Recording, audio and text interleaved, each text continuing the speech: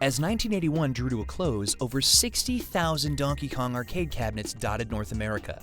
By 1982, Nintendo manufactured up to 50 cabinets per day. In its first year in the US, Donkey Kong earned $180 million for Nintendo. In its next year, the barrel-throwing ape earned another $100 million, launching Nintendo into the video game stratosphere. In July 1982, Nintendo of America bought 27 acres in Redmond, saying goodbye to the warehouse in Tukwila, Washington, that was owned by Jumpman's namesake Mario Siegel. Riding high on Donkey Kong's success, Nintendo was gearing up to bring the arcade into customers' homes. But not only would they soon face monkey business in the courtroom, Nintendo would once again face an uphill battle to sell America on its latest product. Soon their success in the States would seem like nothing more than a pipe dream. But sometimes...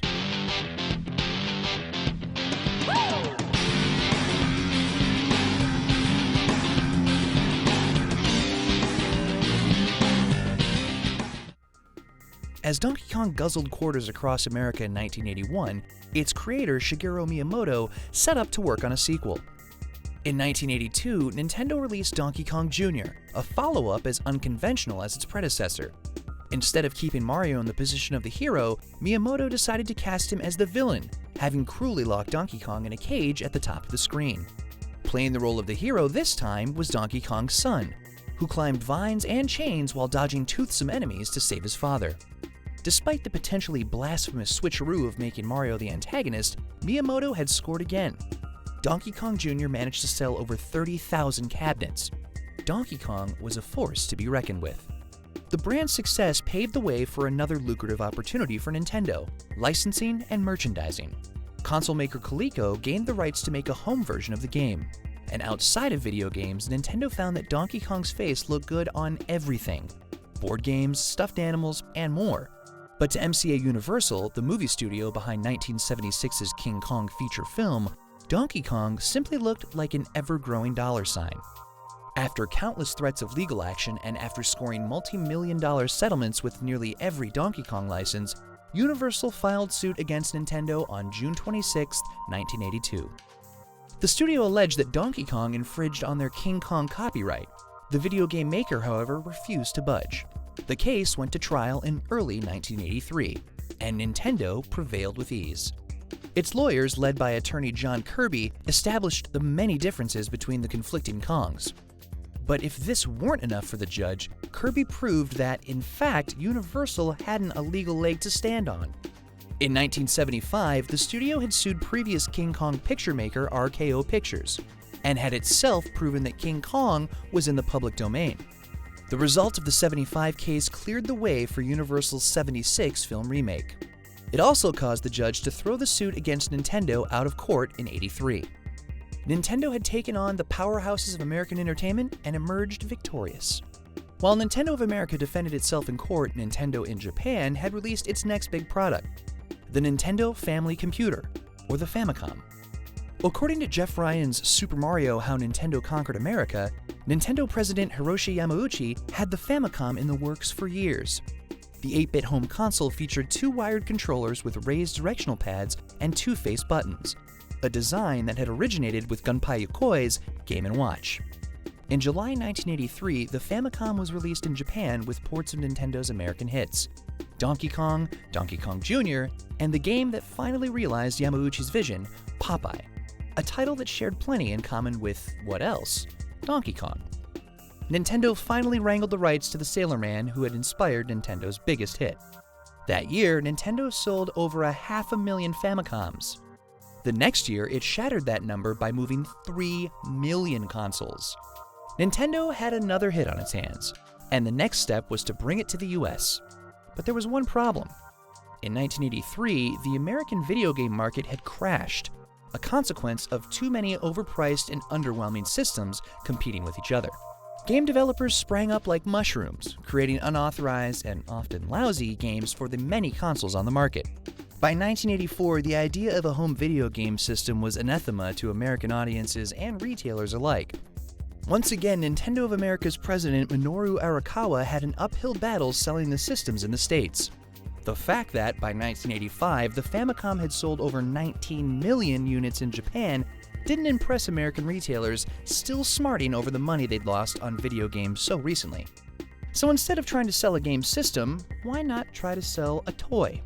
Nintendo tried to hide the console's true nature, packaging it with a toy robot, the Robotic Operating Buddy, or ROB, along with games Gyromite and Stack Up.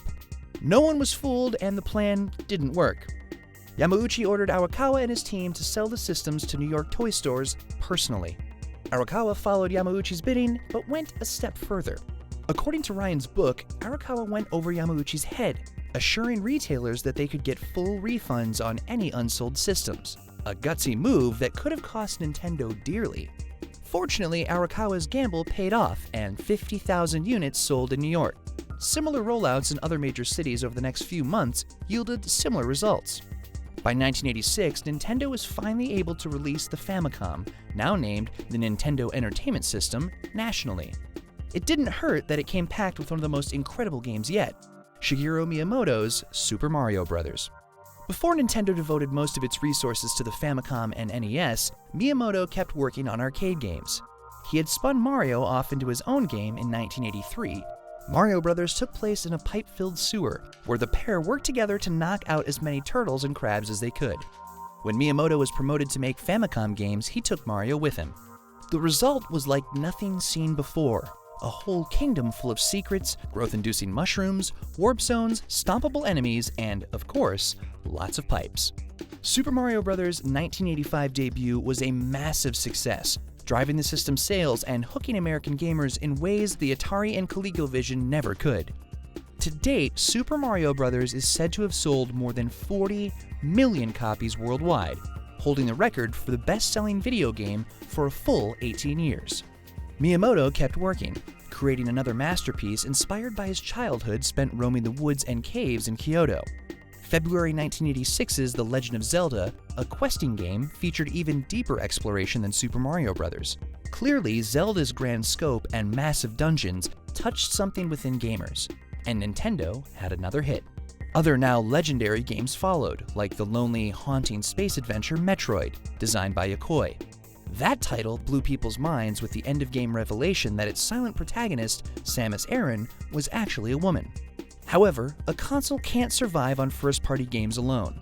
Third-party developers were contracted to develop new titles for the NES, but Nintendo's new machine featured a lockout chip that only Nintendo could supply.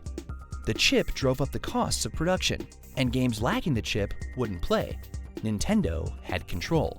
While the chips ensured quality NES games, the way Nintendo lorded them over its third-party developers guaranteed an unhealthy relationship. In fact, a 1988 chip shortage led to just that. Author Jeff Ryan explains how Nintendo handled the shortage. Nintendo decided to ration the chips, which was in one way the only thing they could do. There's not enough supply to meet the demand, so therefore you only give some to everyone. Now, they gave themselves as many chips in the world, but for something like Konami or Capcom, they wouldn't make more than 100,000 copies of a game, and this is a game that could sell millions. And if Konami or Capcom complained, Nintendo would maybe cut their order even more, so they'd only have 90,000. Despite Nintendo's strained relationship with third parties, its relationship to gamers was only getting stronger, thanks largely to Shigeru Miyamoto's continued brilliance, though he wasn't infallible. In fact, his 1986 follow-up to the original Super Mario Bros. Never saw release in the United States, as it was deemed too challenging. It had all the familiar hallmarks of the original game, but harder. Some mushrooms made Mario super, but some mushrooms actually killed him. Nintendo of America thought it was more sadistic than satisfying. But Super Mario needed a sequel, so Miyamoto oversaw production on converting another game, Yumi Kojo Doki Doki Panic, into a new Mario title. Gone was the Mushroom Kingdom and Bowser. In their place was Subcon, a dream world players had to free from the clutches of Wart, an evil frog. And instead of jumping on enemies to stomp them, players could ride them, pick them up, and toss them at other bad guys. Besides the picture on the box, there wasn't much tying the game in with Super Mario. Fortunately for Nintendo, fans were more than happy to explore the world of Subcon. Super Mario Bros. 2 sold over 7 million copies in its 1988 North American debut. Miyamoto still wanted a proper sequel though. His next project was a true continuation for Super Mario that would both bring the game back to its roots while moving the series forward by leaps and bounds. The result was Super Mario Bros. 3. Players encountered the familiar mechanics of jumping and stomping that made the original game so great, while contending with new powers and abilities. Super Mario Bros. 3 was everything people loved about the first game, but better. And in 1989, as its North American debut drew near, Nintendo of America was approached by Universal Pictures, the same studio that had sued them over Donkey Kong's alleged copyright infringements. The studio's plans for a big screen version of the Jetsons was delayed, and they needed a project to appeal to kids around the holidays. The result was The Wizard, a movie starring Fred Savage and Christian Slater, depicting two brothers' journeys across the country on a quest to win a video game tournament. And the game featured at the tournament itself? None other than Super Mario Bros. 3, which made its North American debut in multiplexes across the country.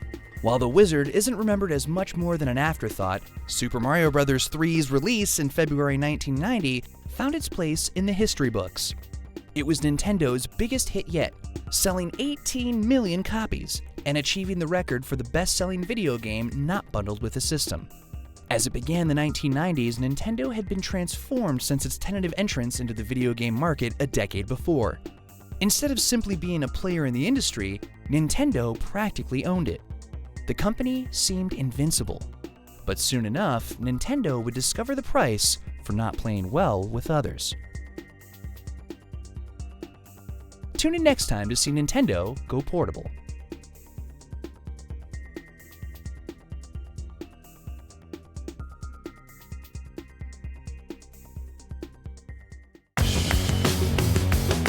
I haven't left this office for like 32 hours. I'm tired. I'm f***ing excited! No, that's not like. Woo!